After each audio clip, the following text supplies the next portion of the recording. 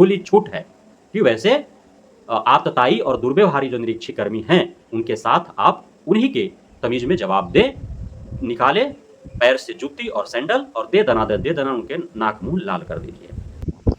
नमस्कार दोस्तों, मैं राकेश वर्मा आप सभी का स्वागत करता हूं आपके अपने परिवार एसएल गुरुकुल पर। साथियों, अभी बिहार में जो शिक्षा व्यवस्था का जो हालात है, जो परिस्थिति है, बेहद ही गंभीर है। शिक्षक शिक्षिकाएं, छात्र छात्राएं, उनके अभिभावक और परिजन सभी सदमे में हैं।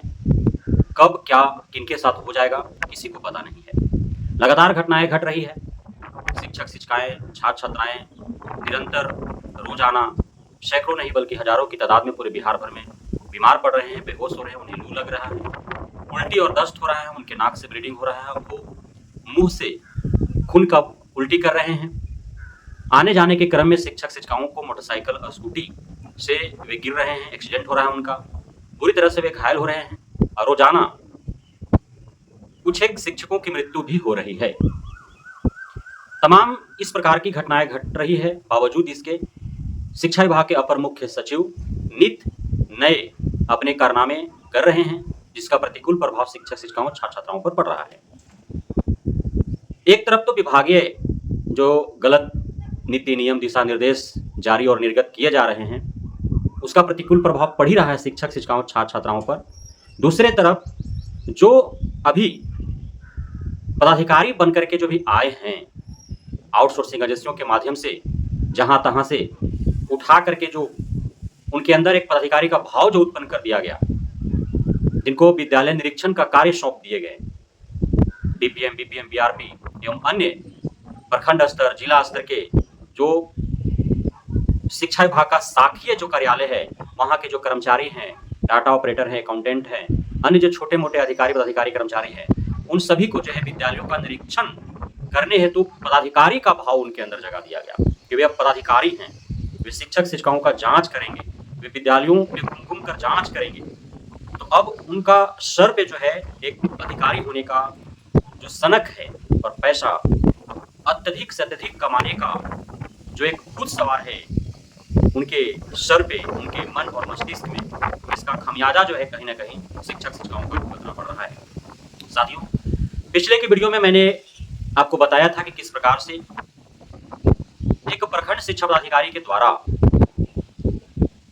एक पत्र जारी किया गया था और उस पत्र में बजाबते लंबे चौड़े जो है दिशा निर्देश दिए गए थे और बताया गया था कि चूंकि 6 बजे जो है वे शिक्षक शिक्षिकाएं पहुंच नहीं पा रहे हैं, सरकारी विद्यालयों में गरीब के बच्चे पढ़ते हैं, यदि शिक्षक शिक्षिकाएं समय से नहीं आते हैं तो गरीब के बच्चों में अनुशासनहीनता का भाव उत्पन्न हो जाएगा, उनके अंदर शिक्षा के प्रति जागरूकता पैदा करना है जो नहीं हो पाएगा। इसलिए अब जो है 5:45 से बजे जो है वो शिक्षक शिक्षिकाओं को पहुंच जाने हैं और प्रार्थना सदन जो होगा वह 5:45 में आयोजित होगा और 6 बजे से जो है वो पठन पाठन कार्य आरंभ हो जाएंगे और सभी को 6:05 से पूर्व ही जो फोटो सेशन है वो किया जाएगा, अर्थात फोटो खींच करके और एचएम ग्रुप में डाल देने हैं। उसके बाद 1:30 बजे के उपरांत भी एक फोटो सेशन होगा और फोटो जो है एचएम ग्रुप में डाल जाने चाहिए, 2 बार दिन भर में डलने चाहिए। तभी जाकर के शिक्षक शिक्षिकाओं छात्र छात्राओं के अंदर अनुशासन का बोध जो है वो व्यक्त होगा और ऐसा लगेगा कि हाँ, शिक्षक शिक्षिकाएं जो है कर्तव्यनिष्ठ हैं, वो ईमानदारी पूर्वक जो है कार्यों का निर्वहन कर रहे हैं।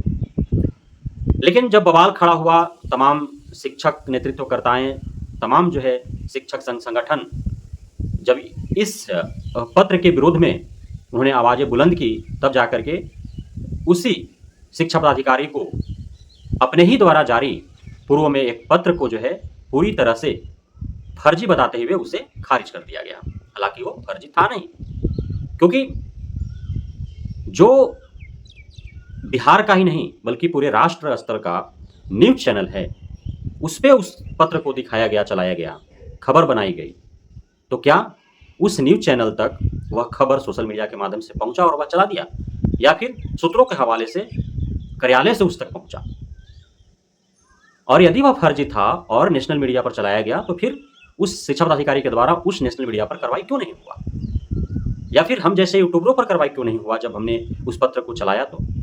तो सीधी सी बात है कि अभी वर्तमान में शिक्षा विभाग का हालात ऐसा है कि वे कौन से पत्र उनकी फर्जी है, कौन से पत्र सही है, ये वे अधिकारी जो खुद ही पत्र जारी कर रहे हैं उन्हें भी पता नहीं चल पा रहा है। जो मन में आ रहा है सो वो लिखित रूप से पत्र जारी कर दे रहे हैं और मार्केट से जो उस प्रक्रिया प्रतिक्रिया जो व्यक्त की जा रही है उसके अनुरूप वो जो है पत्र को सही और फर्जी बता दे रहे हैं। यही खेल खेला जा रहा है। चाहे वह शिक्षा विभाग का जो मेन ब्रांच है पटना में, जिसमें आला अधिकारी बैठते हैं, अपर मुख्य सचिव सहित तमाम आला अधिकारी बैठते हैं, उनके माध्यम से भी कई पत्र पत्रिकाएं जो है जारी किए गए, पत्रांक जारी किए गए, जिससे बाद में फर्जी बता दिया गया। जिला शिक्षा पदाधिकारियों के द्वारा, जिला कार्यक्रम पदाधिकारियों के द्वारा, प्रखंड शिक्षा पदाधिकारियों के द्वारा कई पत्रांक जारी किए गए, बाद में उसको फर्जी बता दिया गया। अब हम आप जैसे लोग कंफ्यूज हैं, क्योंकि लेटर उसी प्रकार के, सारे एड्रेस उसी प्रकार के, सिग्नेचर उसी प्रकार के, तो तमाम जब पत्र में सारे चीज जो फर्जी बताने वाला जो नोटिस है और उससे पहले जो नोटिस आया दोनों एक ही जैसे हैं, तो हम आप कंफ्यूज हैं कि फर्जी कौन है सही कौन है, किसे फर्जी माने किसे सही माने। हो सकता है कि पूर्व का पत्र ही सही हो और जो उस पत्र को खारिज करते हुए जो फर्जी बता रहा है वह पत्र फर्जी हो। तो कंफ्यूजन बना हुआ है। अब एक बहुत बड़ा जो है खबर निकल करके सामने आ रही है कि उस पत्र को तो फर्जी बता दिया गया, सिरे से खारिज कर दिया गया कि वह जो है उनके स्तर से जारी नहीं किया गया है। लेकिन अब एक दरभंगा जिले के सिहवाड़ा प्रखंड के प्रखंड शिक्षा पदाधिकारी का पत्र वायरल हो रहा है। उस पत्र में 22 मई 2024 को 5:43 में एक उच्च माध्यमिक विद्यालय मराठा सिहवाड़ा निरीक्षी कर्मियों के द्वारा जांच किया गया। समय पर ध्यान दें, विद्यालय की समय सारणी के अनुरूप विद्यालय कितने बजे से चलेंगे? 6 बजे सुबह से। जांच कितना बजे हुआ? 5:43 में। अब बताइए कि वैसे निरीक्षी कर्मियों को खदेड़ खदेड़ करके लत्तम जुत्तम से उसको स्वागत करना चाहिए कि नहीं करना चाहिए? 5:43 में किसके आदेश पर और किस आधार पर उसने विद्यालय का जांच किया?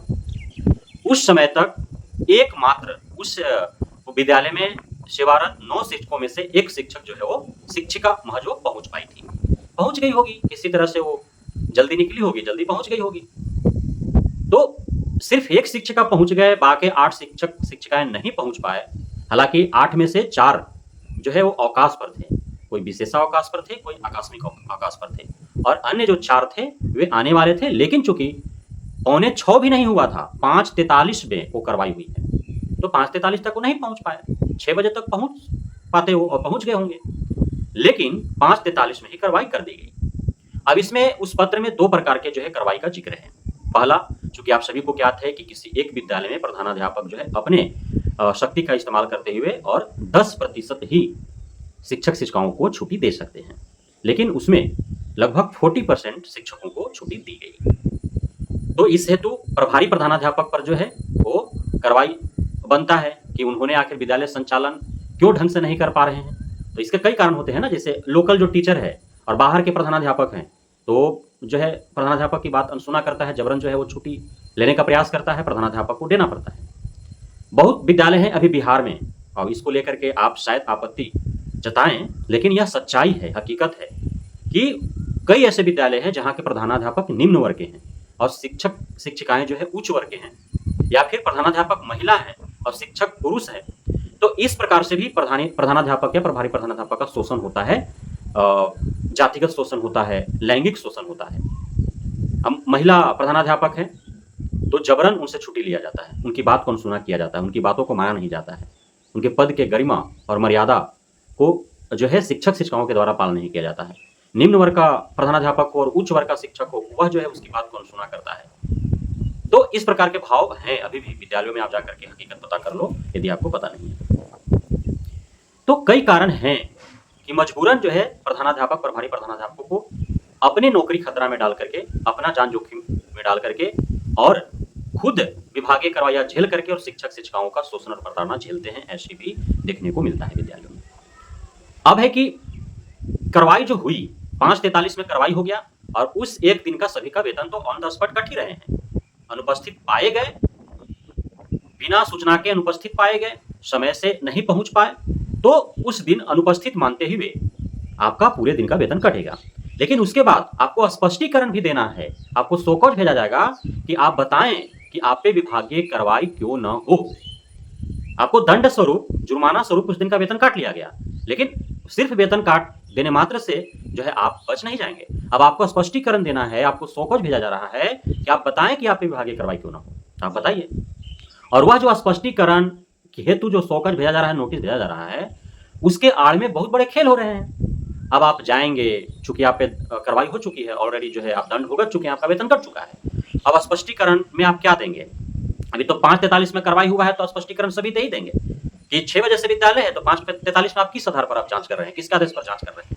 तो ये तो कार्रवाई जो बीओ के द्वारा हुआ, यह महज बेबुनियाद और निराधार है, यह गलत कार्रवाई हुआ है। लेकिन स्पष्टीकरण जो मांगे जा रहे हैं, अब सही में जो विद्यालय का समय सारणी है उस अनुरूप यदि कोई शिक्षक शिक्षिका नहीं कार्य करते हैं, तो उनके अनुशासनहीनता को देखते हुए यदि कार्रवाई होता है तो वेतन तो कट ही जाएंगे। लेकिन जो शोकॉज भेजा जा रहा है स्पष्टीकरण हेतु, तो उसके आड़ में खेल खेले जा रहे हैं। उन शिक्षक शिक्षिकाओं को बीआरसी बुलाया जा रहा है, उनसे फोन कॉल से कॉन्टेक्ट किया जा रहा है, व्हाट्सएप से संपर्क किया जा रहा है और उनसे 1000, 1500, 2000 रुपये का डिमांड किया जा रहा है कि आपका जो है आगे हम फॉरवर्ड नहीं करेंगे, विभागीय कार्रवाई हेतु सीनियर को हम नहीं भेजेंगे, आप हमें जो है 1000, 1500, 2000 रुपया दे दें। इस प्रकार की घटनाओं को लेकर के मैंने कई बार वीडियो बनाया है और ये हकीकत है, सच्चाई है, इसमें कोई दो मत नहीं है, ऐसा हो रहे हैं।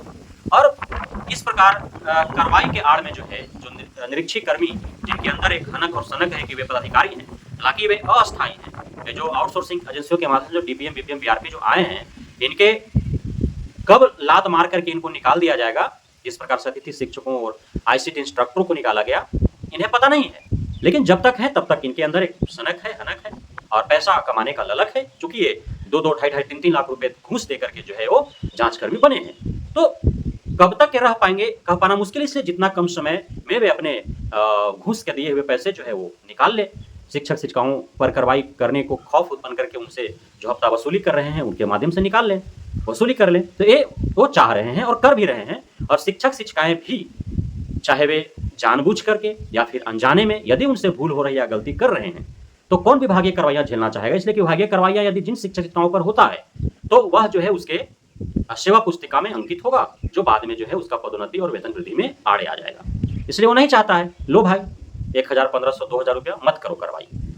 बहुत ऐसे हैं जो मासिक बांध चुके हैं कि हम भाई लेट से आएंगे, आपका महीने का 1000, 2000, 1500 जो लेना है ले लो, हम 10 मिनट, 15 मिनट, 1 घंटा लेट से ही आएंगे। तो ऐसे भी चल रहा है, बहुत मैनेज्ड है और इसमें दोनों हाथ से तालियां बज रही है। लेकिन अब इस भीषण गर्मी में गर्मी की छुट्टी भी नहीं दिया गया, जहां एक तरफ सारे निजी विद्यालय जो है वो छुट्टी हैं, सारे शिक्षक शिक्षिकाएं, छात्र छात्राएं जो प्राइवेट स्कूल्स में पढ़ाते हैं, वे सभी गर्मी की छुट्टी का लुत्फ उठा रहे हैं। दूसरी तरफ सरकारी विद्यालय के शिक्षक शिक्षिकाओं, छात्र छात्राओं को इस भीषण गर्मी में विद्यालय जाना पड़ रहा है, तपती धूप में उन्हें पढ़ना पड़ रहा है, आना पड़ रहा है। तो अब इसका भी जो है उनके ऊपर प्रतिकूल प्रभाव पड़ रहा है और वे जानबूझ करके या फिर अनजाने में वे बीमार पड़ रहे हैं या जैसे भी उनके साथ समस्या उत्पन्न हो रही है, तो वे मजबूर हैं। और यदि वे मैनेज नहीं करते हैं निरीक्षी कर्मियों से और विभागीय कार्रवाई उन पर होता है, तो फिर अनुशासनहीनता का जो है वो उनका एक जो जिस प्रकार से लोन लेने हेतु सिविल होता है, उसी प्रकार के सभी कर्मियों का भी सिविल रिकॉर्ड होता है और वे सिविल रिकॉर्ड यदि नेगेटिव जाता है तो फिर आगे उनको समस्या होगा। साथ ही जो नॉन बीपीएससी से जो टीआर 1 टीआर 2 के माध्यम से शिक्षक शिक्षिकाएं हैं, उनके साथ और भी समस्या है। तो 2 वर्षों तक उनका सर्विस बुक में किसी प्रकार के दाग नहीं लगने चाहिए, किसी प्रकार के अनुशासनहीनता नहीं होनी चाहिए, अनुपस्थिति नहीं होना चाहिए बिना सूचना के। यदि ऐसा होता है तो उनका जो 2 वर्षों का जो सेवा है वो जो है टूट जाएगा, वो अटूट और अबाध नहीं रहेगा, तो फिर नियमित नहीं हो पाएंगे, वे अस्थायी नहीं रह पाएंगे और उनको आगे समस्या होगा।